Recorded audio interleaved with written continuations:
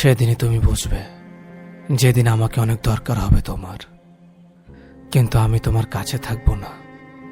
সময় বদলে গেছে, এখন মানুষ আগুনে কম, অন্যের ভালোতে জ্বলে বেশি। আপনি একটি ছবি পোস্ট করলেন, লাইক পড়বে 10টা। সে একই ছবি স্টোরিতে শেয়ার করেন, 200 মানুষ দেখবে। মোরাল অব দ্য স্টোরি, মানুষ আপনাকে অপছন্দ করলেও জ্বলে কিন্তু সবাই। আপনি যত বেশি ম্যাচিউর হবেন, তত মানুষের সঙ্গ হারাবেন। কেউ চলে যেতে চাইলে তাকে আটকাতে ইচ্ছে হবে না। কেউ অবহেলা করলে তার থেকে দূরে সরে আসবেন। কেউ পাশে না থাকলেও একা একাই দিন কাটাবেন।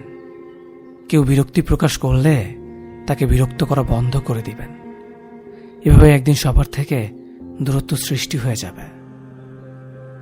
প্রচণ্ড মন খারাপের সময়গুলোতে যখন মেন্টাল সাপোর্ট দেওয়ার মতো কাউকে পায় না, তখনই মানুষ সবাইকে বলে বেড়ায় একা থাকাই ভালো।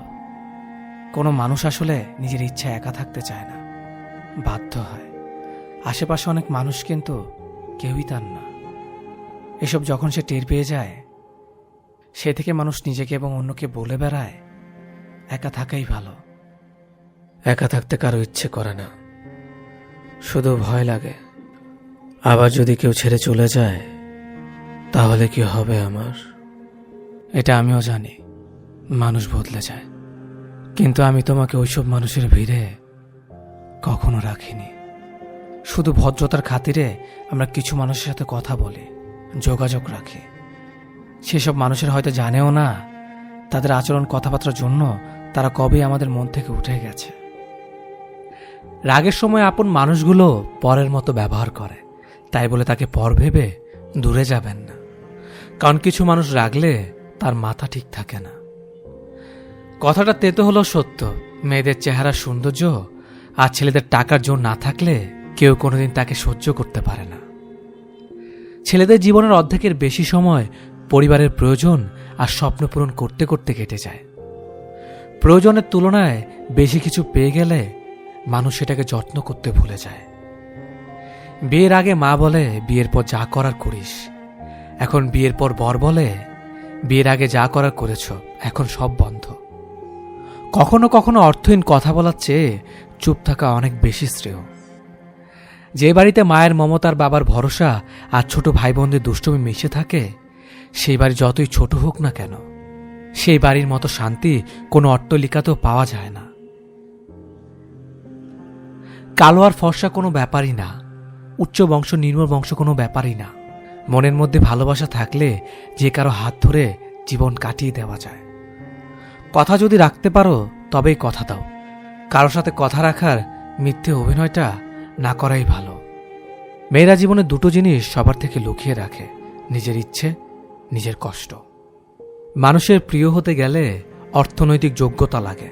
যার কাছে অর্থ নেই সে কখনো কারো প্রিয় হতে পারে না। কথাটা শুনতে খারাপ লাগলেও এটাই বাস্তব। বিপদে কখনো ধৈর্য হারিও না। মনে রেখো, জীবন যতক্ষণ আছে বিপদ ততক্ষণ থাকবেই। মানুষকে বানানো হয়েছে ভালোবাসার জন্য, আর জিনিসকে বানানো হয়েছে ব্যবহার করার জন্য। কিন্তু বর্তমান সময়ে জিনিসকে মানুষ ভালোবাসে আর মানুষকে ব্যবহার করে। একটা মেয়ের জীবন বিষের মতো হবার একটাই কারণ, খারাপ স্বামী। আর একটা মেয়ের জীবন সুন্দর হওয়ার জন্য একটা ভালো স্বামী যথেষ্ট। ভেবো না, ছেড়ে দাও, যা হবার হবে। কোনো ধাক্কায় খুব কষ্ট পেলে তুমি প্রতিদিন কাঁদবে, তারপর একদিন পর পর কাঁদবে, তারপর সপ্তাহে একদিন কাঁদবে, তারপর মাসে একবার কাঁদবে। এভাবে একদিন ধীরে ধীরে তোমার কান্নাগুলো থেমে যাবে। সেদিন তোমার আর ব্যথা করবে না। তুমি আর অঝরে কান্না করবে না, কারণ ভেতরের ক্ষতটা শুকিয়ে গেছে। তখন শুধু মনে থাকবে একদিন তুমি প্রচণ্ড আঘাত পেয়েছিলে। কাউকে ভালোবাসে কেয়ার করা আর কারো দুর্বলতা দয়া দেখানো, দুটোর মধ্যে আকাশ পাতাল তফাৎ। শিক্ষা মানুষকে আলোকিত করে, আবেগ মানুষকে কষ্ট দেয়, বিবেক মানুষকে বাঁচিয়ে রাখে, আনন্দ মানুষকে হাসায়, ধৈর্য মানুষকে উন্নতি করে, মিথ্যা মানুষকে ধ্বংস করে। অভিমান তার উপরই করতে হয় যে তোমার অভিমানের ভাষা বোঝে। হারিয়ে যাওয়ার অভিনয়টা তার কাছেই করা যায়, যে তোমার চোখের আড়াল হলেই খোঁজে। কাউকে তোমার জীবনে থাকার জন্য বারবার অনুরোধ করো না, কারণ যে থাকার সে এমনিতেই থাকবে, তাকে অনুরোধ করতে হবে না। সবটুকু বিশ্বাস দিয়ে ভালোবাসতে নেই, আর কাউকে ভালোবাসলে স্বাধীনতায় মাফ কাটি রেখো। আর এও মনে রেখো, নারী প্রকৃতির মতোই নারী শূন্যতাকে ভালোবাসে না। তুমি একজনকে ভালোবাসো, তার সাথে তোমার সম্পর্ক 5 বছর যাবত। তুমি তাকে বিয়ে করবে ভেবে পরিবার পরিজন ও বন্ধুবান্ধবকে জানিয়েছ, নিজেকে উজাড় করে দিয়েছ তার কাছে। কিন্তু হঠাৎ করেই তোমার গার্লফ্রেন্ড বা বয়ফ্রেন্ড তোমাকে ইগনোর করা শুরু করলো।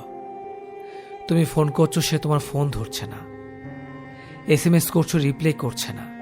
সরাসরি দেখা হয়ে যাওয়ার পর তাকে যদি প্রশ্ন করো কেন ফোন ধরছে না, কেন SMS এর রিপ্লাই দিচ্ছে না, তখন হয়তো সে যে কোনো একটা বাহানার গল্প তোমাকে শুনিয়ে দেবে। কিন্তু কেন সে তোমাকে অবহেলা করছে, সে এমন তো হওয়ার কথা ছিল না। তবে কেন অবহেলার দরজায় তোমার ডাক, কিছু না কিছু অবশ্যই ঘটেছে, যার কারণে আজ অবহেলার পাত্র তুমি হচ্ছ। আচ্ছা, এই অবহেলার মানে নতুন কোনো সম্পর্ক না তো? হ্যাঁ, এই অবহেলার স্বাভাবিক মানে সে তোমার থেকে বেটার অপশন পেয়েছে। তুমি তার কাছে এখন পুরনো। হয়তো তার জীবনে নতুন কিছু প্রয়োজন, তাই সে নতুন মানুষ খুঁজে নিয়েছে। বর্তমান সমাজে সবাই নতুনের পিছনে ছুটছে। ঠিক তেমনি তোমার বয়ফ্রেন্ড বা গার্লফ্রেন্ড নতুন কিছু পেয়ে পুরনোকে মুছতে চাইছে। যে প্রাণ ভরে ভালোবাসতে জানে, তার কাছে নতুন পুরনো কিছু তাকে স্পর্শ করে না। আর যার মধ্যে সত্য ভালোবাসা নেই, তার কাছে সময়ের সাথে সাথে ভালোবাসার রংটাও বদলে যায়। আর এই রং বদলানোর প্রথম ধাপ হচ্ছে ইগনোর করা। তোমাকে সে ইগনোর করছে, কখনো আবার তোমার সাথে রাগও দেখাচ্ছে, কারণ তুমি জানো নিজ থেকে তার থেকে দূরে সরে যাও। অনেক সময় তুমি ভাবতে পারো যে অন্য কোনো ঝামেলা আছে হয়তো, তার কারণেই তোমাকে ইগনোর করছে।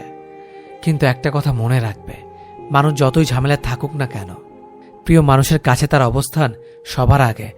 আর শত ঝামেলার মাঝেও সে তোমাকে কোনো না কোনোভাবে সময় দেবে। খেয়াল করে দেখো, সে তো কয়েকদিন আগেও ঘন্টার পর ঘন্টা কথা বলেছিল, আজ একদমই কথা বলছে না, অনলাইনে থেকেও রিপ্লাই দিচ্ছে না। তাহলে কিছু তো সমস্যা আছে। এটা একদিনের ঘটনা হলে বলতাম ইটস ওকে, কিন্তু যদি প্রতিদিন এমনটি করে, তাহলে নিশ্চিতভাবে বলা যায় সে অন্য কাউকে পেয়েছে। সে তোমাকে জাস্ট অজুহাত দিচ্ছে। এ ধরনের সমস্যা মানুষের জীবনে খুব ভয়ঙ্কর সমস্যার সৃষ্টি করে। তাই যতটা সম্ভব নিজেকে এই সমস্যা থেকে কাটিয়ে উঠতে হবে। এই সমস্যার সমাধান তোমাকেই করতে হবে। তোমার অনেক কষ্ট হবে, তোমার মনে হবে তার সাথে একটু কথা বলি, একটিবার জানতে চাই কেন সে আমার সাথে এমন করছে। কিন্তু মনে রাখবে, তুমি যা ভাবছো সে কিন্তু তা ভাবছে না। তুমি একটু কথা বলতে চাইছো, আর সে অন্য কারো সাথে দিব্যি সময় কাটাচ্ছে। তুমি জানতে চাইছো তোমার সাথে কেন এমন করছে, কিন্তু সে তো জানেই কেন তোমার সাথে এমন করছে। সুতরাং তোমাকে যে কাজগুলো করতে হবে তা হলো সে যে কাজ করেছে ঠিক সেই কাজগুলো তোমাকে করতে হবে। যেমন সে তোমাকে দিনে একবার কল দিলে তুমিও তাকে একবারই কল করো। সে তোমার সাথে ঠিক মতন কথা বলতে চাইছে না, তুমিও তোমার কাজে ব্যস্ততা দেখাও। তুমিও তাকে জানান দাও যে তার সাথে প্রতি মুহূর্তে কথা বলার সময় তোমার নেই। এটা বোঝানোর চেষ্টা করো নিজে তুমি অনেক সুখে আছো।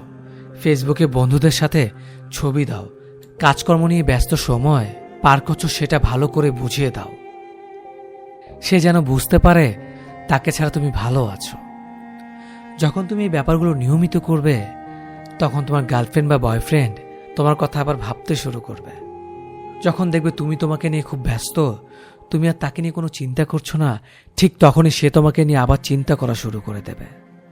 সে তোমাকে আবার কল দেওয়া শুরু করবে, আবার সে তোমার সাথে কথা বলতে চাইবে, সে আবার তোমার সাথে দেখা করতে চাইবে। কিন্তু মনে রেখো, নিজেকে কন্ট্রোল করার ক্ষমতা তোমার থাকতে হবে।